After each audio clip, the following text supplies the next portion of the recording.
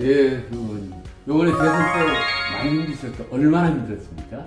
우리 국민힘을 보면서 지금이라도 뭔가 좀 상황을 탁 반전할 수 있는 그런 해법이라든가 대안을 의원님 제시를 해주신다면. 예, 그뭐 크게 세 가지를 말씀드릴 수 있는데 아마 우리 박사님하고 저하고 생각이 비슷할 수 있는데 첫 번째로 이 세 가지에 대한 갖춤이 있는 사람이 저는 리더로서 잘. 근데 방금 세 가지 지도자 조건 딱 들어보니까 떠오르는 사람이 있는데요. 아, 네.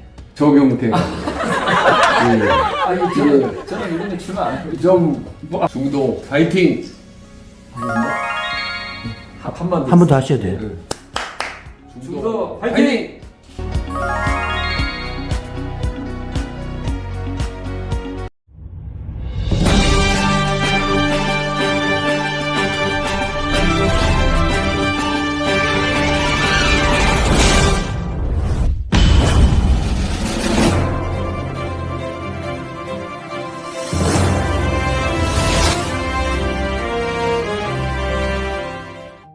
예, 의원님.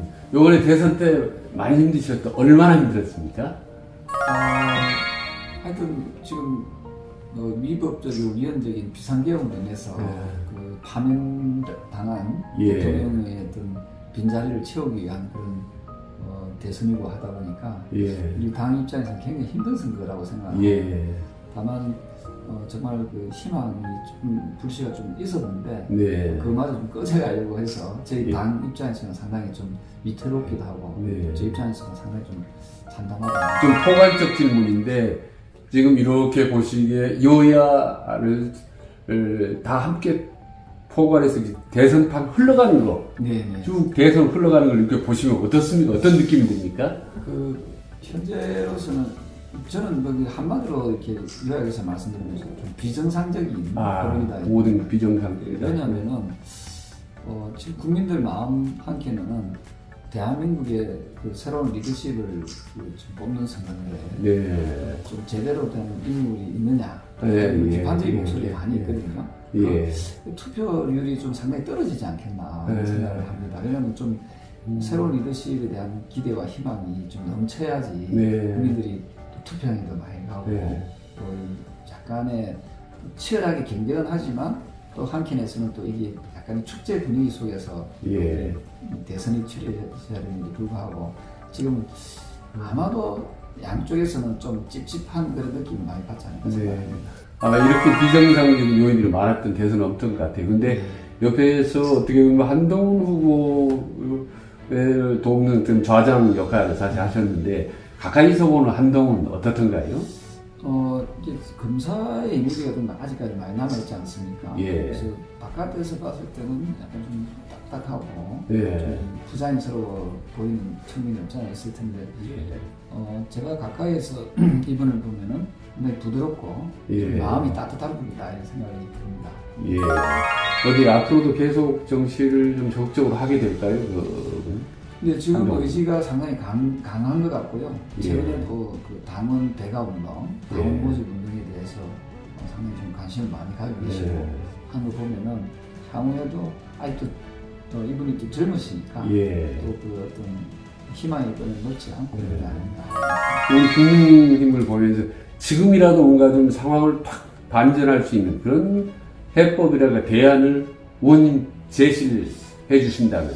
뭐 크게 세 가지를 말씀드릴 수 있는데 아마 우리 박사님하고 저하고 생각이 비슷할 수 있는데 첫 번째로 파면당한 비상계엄을 한 윤석열 전 대통령을 지금 1호 당원으로 있지 않습니까? 이걸 아주 강력하게 제명을 시키는 것.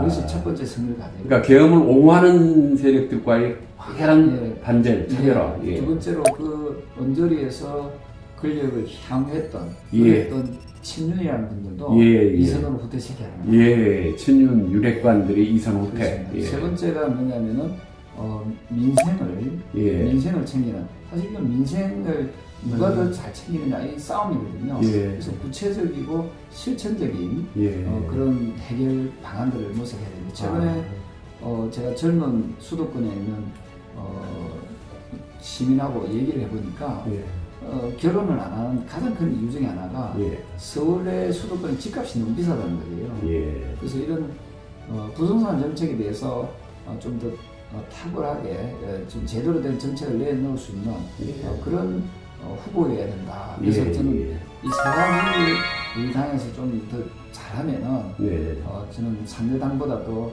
조금이라도 좀 앞서 나갈 수 있는 희망이 있지 않을까 생각합니다. 요 남은 지금 한 달도 안 남았는데 그런 가능성이 좀 있을까요? 상당히 희박하다고 보고요. 근데 그게 제가 지금 말씀드렸던 것을 지금 나오는 우리 당의 후보가 좀 실천한다면은 저는 극적인 뭐 효과 또는 역전도 가능하지 않을까. 근데 그걸 하지 못하면은 저는 희망이 거의 없다. 그럼 저는 너무 만약 방금 말씀 세 가지가 안 되면 정말 미래가 어두울 수 있다. 지금 후보 단일화는 어떤 방향으로 좀 가는 게 나을 것 같습니까? 후보 단일화는 사실은 억지로 강제로 하는 단일화는 없거든요. 어떤 여론의 어떤 흐름과 또 자신들의 어떤 국가적인 역사적인 무거운 책임감 이런 것이 서로 엮이면서 단일화로 가는 것이 맞다 보고요. 가장 중요한 것은 자신들의 의지입니다. 자신들이 후보 단일화를 할 것인가 말 것인가. 옛날에 왜 YSDJ가 후보 단일화가 실패했지 않습니까? 그건 각자들의 욕심들이 있었는 거거든요. 그러다 보니까 정권을 군부였던 노태우 정권을 뺏기지 않았습니까? 그러듯이 후보 단일화는 시대적 사면인데 불구하고 후보 단일화를 하지 않을 경우에 그런 위험성, 또 실패했을 때 그 감수해야 될 비난 이것은 아마 당사자들이 누구보다도 더 잘 알지 않을까 생각합니다. 지금 조경태 의원님 6선이거든요. 국회의원을 6번 하셨는데 어떻게 보면 정말 중진 지도자급인데 여기 보시니까 국가 지도자가 되려면 어떤 자질 이게 정말 중요하다는 거 하나 둘 셋 원 투 쓰리 꼽아보면 뭐가 있을 것 같습니까? 국가 지도자로서의 자질은 일단 얼마나 본인들이 모범적인 삶을 살았는가. 본인이 모범적인 삶을 살아왔는지. 지도자라고 그러면 지도자로서의 품격이 있어야 됩니다. 가장 중요한 것은 도덕성이라고 생각합니다. 보니까 본인의 뭐라고 할까요?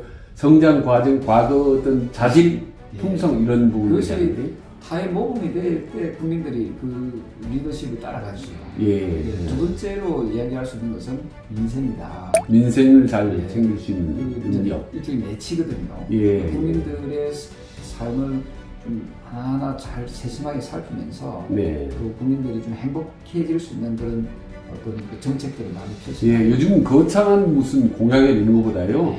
그 마음이 피부에 와닿는 공약, 민생. 그게 최고입니다. 딱 한 가지만 뽑아가면 아까 말씀드린 대로 부동산 정책이거든요. 부동산 정책. 젊은이들에게 미래에 대한 불안감이 가지 않도록 열심히 땀을 실하면 나도 내 집을 마련할 수 있다.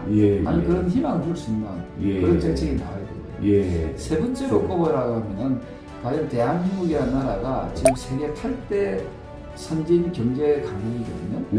이 지위를 계속 놓치지 않고 계속 우리나라가 선진국으로 뻗어나갈 수 있고 또 훨씬 더 발전할 수 있는 그런 가능성을 열 수 있는 그런 좀 미래를 볼 수 있는 해안이 있어야 된다 하는 거죠. 그래서 이것은 국가적인 차원에서 봐도 국가 경제에 대한 비전이 좀 있어야 된다. 이 세 가지에 대한 갖춤이 있는 사람이 저는 리더로서 잘. 근데 방금 세 가지 지도자 조건 딱 들어보니까 떠오르는 사람이 있는데요. 조경태. 저는 이번에 출마 안 합니다. 이번에 출마하려면 늦었습니다. 좀 며칠 시간이 있는데, 그걸 떠나서 멀리 좀 빠른 얘기를 하면서 미래의 어떤 지도자로서의 그런 꿈, 이런 건 뭐 당연히 있지 않겠습니까? 저는 우리 최진 박사님께 좀 더 이 리더십 교육을 좀 더 받아가지고, 제가 다음에 한번 그 꿈을 꾸고요. 아직까지 저는 나이적으로는 제가 57세니까 아직 정말 아직까지 제가 조금 더 다듬을 그런 시기라고 생각을 하고요. 어쨌든 지금 나오는 주자들은 정치적으로는 저보다 후배거든요. 한참 후배들이죠. 하지만 좀 후배들이 좀 잘해서 좋은 나라로 좀 만들어줬으면 좋겠다 생각합니다. 앞으로 참 정치권에 우리 조경태 의원님 같은 분만 몇 분만 계셔도 정말 참 정치가 훨씬 나아질 것 같습니다. 여러분들이 보시는 분들 우리 조경진 주목해 주시고 격려해 주시고 응원해 주시기 바랍니다. 의원님 계속 파이팅 하시기 바랍니다. 감사합니다. 고맙습니다. 감사합니다. 네. 중도 파이팅! 아닙니다. 한 번 더 하셔야 돼요. 중도 파이팅!